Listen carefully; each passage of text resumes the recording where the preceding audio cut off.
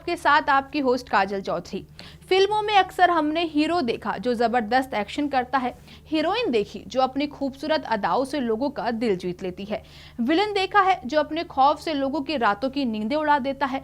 वहीं जब सिनेमा में रोमांटिक थ्रिलर फिल्मों के साथ साथ कॉमेडी का तड़का लगा तो बस सिनेमा को एक नई दिशा मिल गई। वैसे अगर बॉलीवुड के मोस्ट पॉपुलर कॉमेडियन की बात हो तो जॉनी लीवर का नाम सबसे पहले जुबान पर आता है, लेकिन जॉनी के लिए भारत का मशहूर कॉमेडियन बनना कोई इतना आसान नहीं था। तो चलिए आज आपको इस स्टार की स्ट्रगल की कहानी बताते हैं। पहले तो आपको बता दें कि जॉनी लीवर का असली नाम जॉन राव था। वह एक गरीब परिवार से ताल्लुक रखते थे।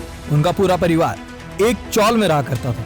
उनके पिता प्रकाश राव हिंदुस्तान लीवर लिमिटेड नाम की कंपनी में काम किया करते थे। साथ ही उन्हें शराब पीने की बुरी लत भी थी, जिसकी वजह से उनकी अधिकतर पैसे उसी में चले जाते थे। वहीं जॉनी उस दौरान महज 13 साल के थे। वह स्कूल के बाद छोटे मोटे काम किया करते थे ताकि वह घर खर्च में मदद कर सके। वहीं जब जॉनी घर आते तो उनके पिता शराब पीकर मारपीट और मोहल्ले में लोगों से झगड़ा किया करते थे। ये देखते देखते एक दिन जॉनी लीवर इतना परेशान हो गए कि उन्होंने सुसाइड करने का मन बना लिया। वह मरने के लिए एक रेलवे प्लेटफॉर्म पर जाकर लेट गए और ट्रेन के आने का इंतजार करने लगे।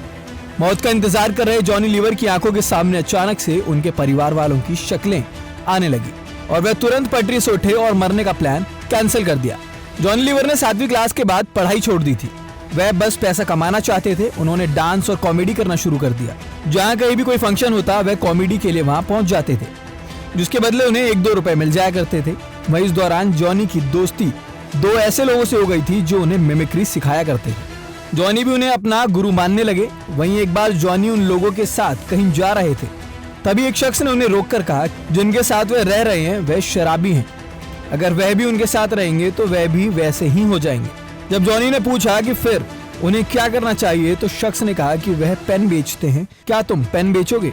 जिसके बाद जॉनी उस शख्स के साथ 3 महीने तक सड़कों और बसों में पेन बेचने लगे। पेन बेचते हुए जॉनी बॉलीवुड के अलग अलग अभिनेताओं की आवाज निकालते, जिसे सुनकर ग्राहक उनके पास आते थे और पेन खरीदते थे। जॉनी का ये अंदाज लोगों को खूब पसंद आने लगा। दरअसल हुआ कुछ यूं कि जॉनी लीवर कुछ समय बाद अपने पिता की कंपनी हिंदुस्तान लीवर में ही काम करने लगे। एक बार कंपनी में एक फंक्शन रखा गया जिसमें जॉनी को कॉमेडी करने को कहा गया। इस फंक्शन में जैसे ही जॉनी स्टेज पर पहुंचे और उन्होंने हाथों में माइक लिया, वैसे ही उन्होंने कंपनी में मौजूद सभी लोगों की मिमिक्री करना शुरू कर दिया।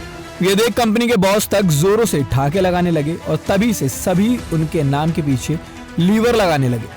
ऐसे जॉन राव से वह जॉनी लीवर बने। पिता की कंपनी से काम छोड़ने के बाद जॉनी लीवर अपना पूरा समय स्टैंड अप कॉमेडी करने लगे। धीरे धीरे उनके लिंक भी बनने लगे। कुछ समय बाद वे मशहूर सिंगर सोनू निगम के पिता संग प्रोग्राम में जाने लगे, जहां वो कॉमेडी कर लोगों को खूब हंसाया करते थे।